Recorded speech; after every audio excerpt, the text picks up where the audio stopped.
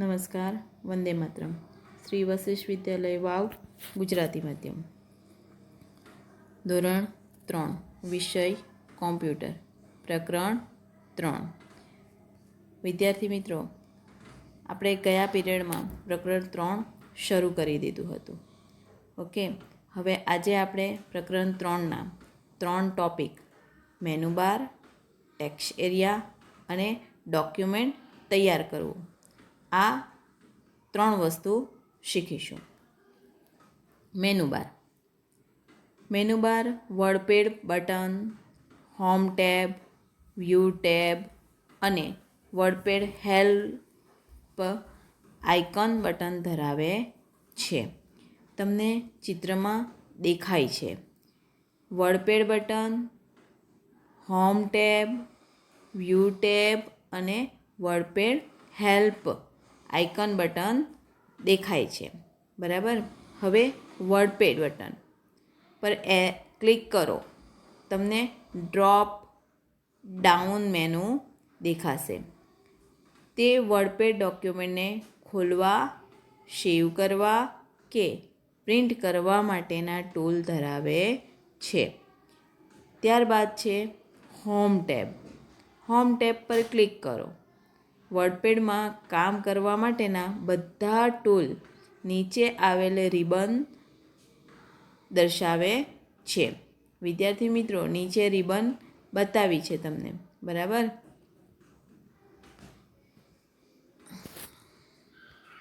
આ રિબન છે, બરાબર ને. એમાં હોમ ટેબમાં બધા જ ટૂલ્સ આપણને બતાવે છે. ઓકે, ત્યારબાદ છે વ્યૂ ટેબ. આ રહ્યું વ્યૂ ટેબ. ઓકે, વ્યૂ ટેબમાં પણ વર્ડપેડના ઉપયોગ માટે જરૂરી મદદ મેળવવા તેમજ વ્યૂ ટેબ પર આપણે ક્લિક કરીએ એટલે વર્ડપેડ વિન્ડોનો દેખાવ બદલાવવા માટેના બધા ટૂલ રિબન દર્શાવે છે. વર્ડપેડના ઉપયોગ માટે જરૂરી મદદ મેળવવા મેનુ બારના જમણી તરફના બટન વર્ડપેડ હેલ્પ પર ક્લિક કરો, બરાબર. વ્યૂ ટેબ પર ક્લિક કરીએ એટલે વર્ડપેડ વિન્ડોનો દેખાવ બદલવા માટેના બધા ટૂલ રિબન દર્શાવે છે. હવે છેલ્લે જે વર્ડપેડ હેલ્પ છે તેના ઉપર ક્લિક કરીએ એટલે વર્ડપેડના ઉપયોગ માટેના જરૂરી મદદ મેળવવા મેનુ બારના જમણી તરફના બટન વર્ડપેડ હેલ્પ પર ક્લિક કરવામાં આવે છે. ઓકે, ત્યારબાદ ટેક્સ્ટ એરિયા. વર્ડપેડના ટેક્સ્ટ એરિયામાં તમે તમારું લખાણ ટાઈપ કરી શકો છો. વિદ્યાર્થી મિત્રો, તમને કોમ્પ્યુટરમાં જ્યારે પણ કંઈ વસ્તુ લખવું હોય ને ત્યારે વર્ડપેડના ટેક્સ્ટ એરિયામાં આપણે લખી શકીએ છીએ. આ ટેક્સ્ટ એરિયામાં તમને નાની ઊભી લીટી ઝબૂકતી દેખાશે. તેને કર્સર કહે છે.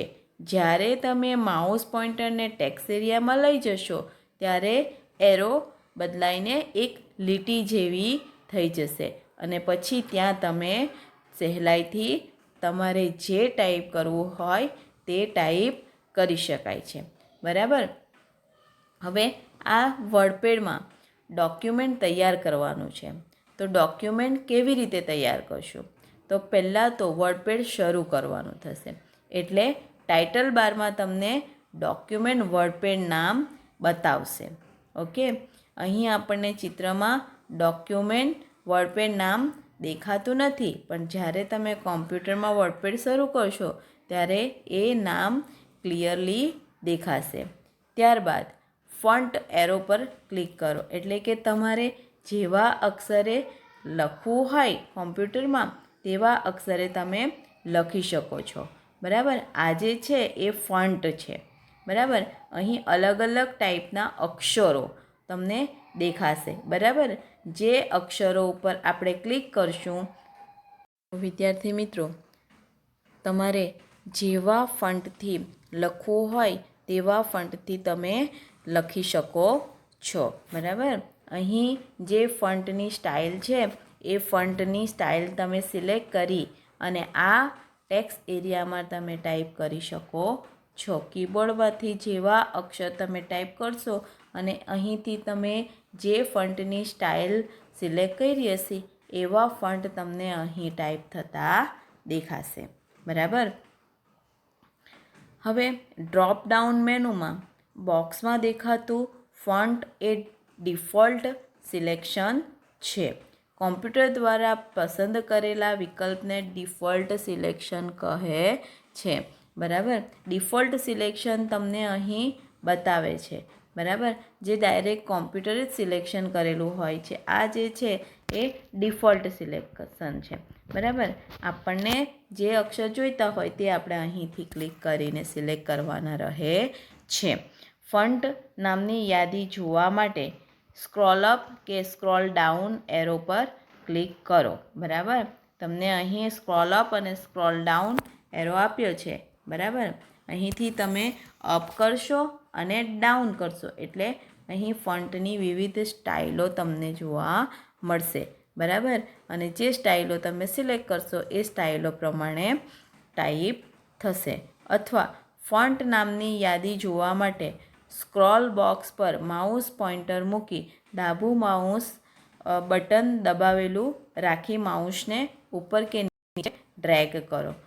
માઉસનું ડાબું બટન જે છે એને દબાવી રાખવાનું થશે અને માઉસને ડ્રેગ કરવાનું થશે. તો પણ તમને આ ફોન્ટના અલગ અલગ સ્ટાઇલો દેખાશે અને એ ફોન્ટ અપ ડાઉન થશે. કોઈ એક ફોન્ટના નામ પર ક્લિક કરો. બરાબર. કોઈ પણ એક ફોન્ટના નામ પર આપણે ક્લિક કરી લેવાનું થશે. જે સ્ટાઇલના ફોન્ટ આપણને જોઈએ છે એ સ્ટાઇલના ફોન્ટ આપણે નક્કી કરી લઈશું. બરાબર. દાખલા તરીકે બુકમેન ઓલ્ડ સ્ટાઇલ પર ક્લિક કરો. ડ્રોપ ડાઉન મેનુ બંધ થઈ જશે. બરાબર. હવે ફોન્ટની સાઇઝ એની બાજુમાં જ ફોન્ટની સાઇઝો આપેલી હશે. તેના નંબરો લખેલા હશે. તમારે જેટલી સાઇઝો જોઈએ એ નંબર પર તમારે ક્લિક કરવાનું રહેશે. બરાબર. અહીં તમને ડિફોલ્ટ સિલેક્શન આપી દીધેલું છે જે કોમ્પ્યુટરે સિલેક્ટ કરેલું છે. બરાબર ને.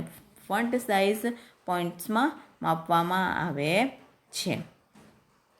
આ ડ્રોપ ડાઉન મેનુમાં 11 પોઈન્ટ્સ હાઇલાઇટ થયેલું છે.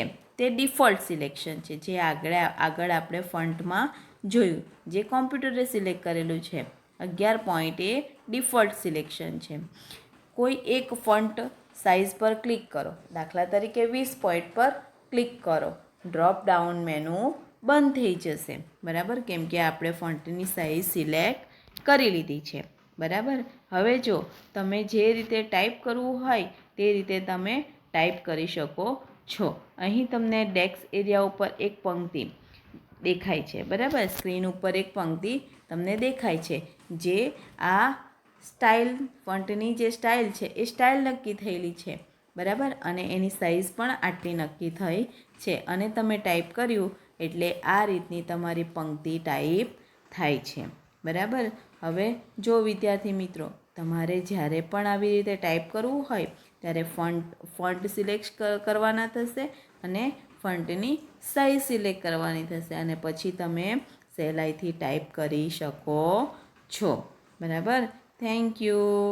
હવે આવતા પીરિયડમાં આપણે આ ડોક્યુમેન્ટને સેવ કેવી રીતે કરવાનું છે એ શીખીશું. ઓકે. Thank you.